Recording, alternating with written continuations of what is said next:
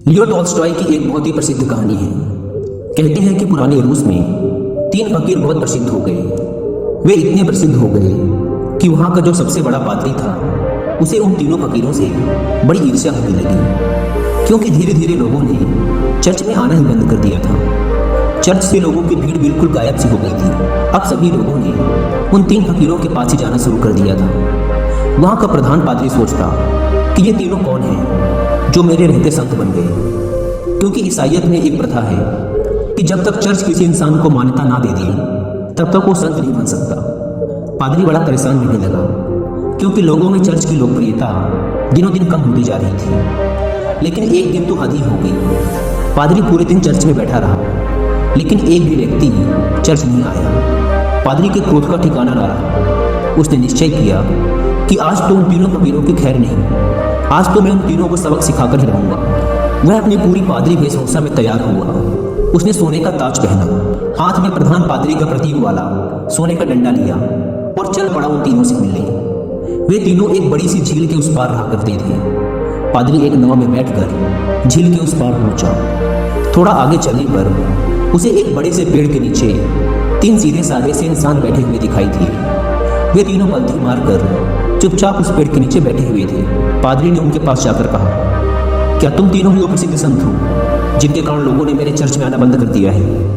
उन तीनों ने कहा, संत? अरे नहीं नहीं, हम किस बात के संत? हम संत बनने के लायक नहीं हैं। ये तो यहाँ के लोग कहते हैं कि हम तीनों संत हैं। पता नहीं किसने ये झूठी अफवाह फैला दी, जिसे सुनकर लोगों की भीड़ यहाँ आती है। हम तो रोज ही इन्हें मना करते हैं कि यहाँ मत आया करो, लेकिन हम जितना मना करते हैं भीड़ उतनी ही बढ़ती जा रही है। हम इस भीड़ से परेशान हो चुके हैं। ये भीड़ भाड़ हमें रुचती नहीं। हम तो एकांत में रहना चाहते हैं। अच्छा हुआ आप आ गए। अब आप ही बचाइए हमें इस भीड़ से।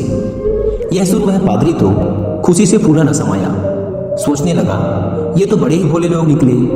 खटिया खड़ी कर दूंगा इन तीनों की। आज तो इन तीनों को लाइन में लगाकर ही जाऊंगा। पादरी ने पूछा, लेकिन तुम तीनों करते क्या हो?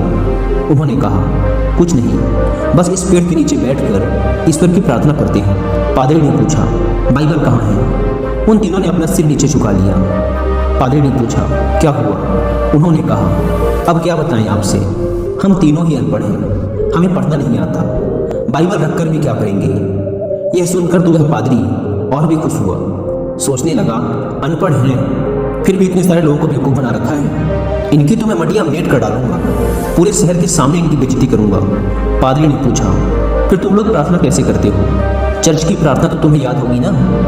यह सुन उन तीनों ने फिर से अपना सिर नीचे झुका लिया। पादरी ने पूछा, अब क्या हुआ? तुम लोगों ने फिर से अपना सिर नीचे क्यों झुका लिया? उन्होंने कहा, क्या बताएं, बड़ी लज्जा आ रही है आपसे बताते हुए कि हमें प्रार्थना भी नहीं आती। पादरी ने आश्चर्य से कहा, क्या तुम्हें प्रार्थना भी नहीं आती? उन तीनों ने नाम में अपना सिर हिला दिया। पादरी ने कहा, फिर तुम तीनों प्रार्थना करते कैसे हो? उन्होंने कहा, आपके चर्च की प्रार्थना तो बड़ी लंबी चौड़ी है। हम अनपढ़ गवारों को याद ही ना हो पाई, और फिर गलत पढ़ने का कोई मतलब भी नहीं है। इसलिए बहुत सोचने के बाद, बहुत गणित भिड़ाने के बाद हमने अपनी खुद की एक प्रार्थना बना ली। यह सुन पादरी जोर से चिल्लाया, क्या तुमने अपनी खुद की प्रार्थना बना ली? प्रार्थना तो सर्वमान्य होती है, शास्त्रों में लिखी होती है, हजारों हजारों साल पुरानी होती है। जीसस को तो प्रार्थना खुद परमात्मा ने सिखाई थी, लेकिन तुम लोगों ने अपनी खुद की प्रार्थना बना ली। उन्होंने कहा, हमसे बहुत बड़ी गलती हो गई, हमें माफ़ करें। हम अनपढ़ गंवार इंसान, हमें कुछ नहीं पता। अब आप हमें जो प्रार्थना सिखाएंगे हम वही प्रार्थना आज से करेंगे। हम आपके पैर पड़ते हैं, हमसे बहुत बड़ी गलती हो गई, हमें क्षमा करें और आप हमें अपनी वाली प्रार्थना सिखाएं। लेकिन पादरी के मन में भी जिज्ञासा जागी कि देखूं तो इन्होंने कौन सी प्रार्थना बनाई है। पादरी ने कहा, पहले तुम लोग मुझे अपनी प्रार्थना सुनाओ। उन्होंने कहा, नहीं महाराज, हम अनपढ़ों की प्रार्थना का कोई मतलब नहीं। आप हमें और शर्मिंदा ना करें, आप हमें अपनी वाली प्रार्थना सिखाएं। लेकिन पादरी नहीं माना। इसलिए पादरी के बार बार कहने पर आखिर में वो अपनी प्रार्थना सुनाने के लिए राजी हो गई। उन्होंने कहा, हमने बहुत सोचा, बहुत विचार किया, लेकिन हमें कोई प्रार्थना ना सूझी। फिर हमें याद आया कि ईसाइयत में तो भगवान के 3 रूपों को माना गया है, इसलिए हमने इसी पर अपनी प्रार्थना बना दी। अगर आप हमारी प्रार्थना सुनेंगे तो हम पर हंसेंगे। इसके बाद वे तीनों चुप हो गए। पादरी ने कहा, अरे बताओ, नहीं हंसूंगा मैं। उन्होंने कहा, भगवान के 3 रूप हैं, इसलिए हमने प्रार्थना बना दी कि हम भी 3, तुम भी 3, हम पर कृपा करो। यह सुनते हुए गंभीर पादरी भी हंस पड़ा। बोला, जिंदगी में बहुत प्रार्थनाएं सुनी, पर ऐसी प्रार्थना कभी न सुनी। वह मन ही मन सोचने लगा, बड़े बेवकूफ लोग हैं, आज तो इनकी यज्ञ ठिकाने लगाकर ही जाऊंगा। इन तीनों को मेरे पास चर्च में आना ही पड़ेगा। उन तीनों ने कहा, आप हमारी छोड़िए, अपनी प्रार्थना सिखाइए, हम आज से वही करेंगे। पादरी ने उन्हें चर्च की प्रार्थना सिखानी शुरू की। उन्होंने कहा, एक बार और। पादरी ने फिर सुनाई। उन्होंने कहा, एक बार और। पादरी ने तीसरी बार सुनाई। उन्होंने कहा, एक बार और, कहीं भूल न जाए। पादरी ने फिर सुनाई। उन्होंने कहा, एक आखिरी बार और। पादरी ने कहा, घबराओ मत, कभी कभी चर्च भी आया करो, धीरे धीरे तुम लोगों की भी जिंदगी सुधरने लगेगी, और अगर रोज आओगे तो ये प्रार्थना भी सीख जाओगे।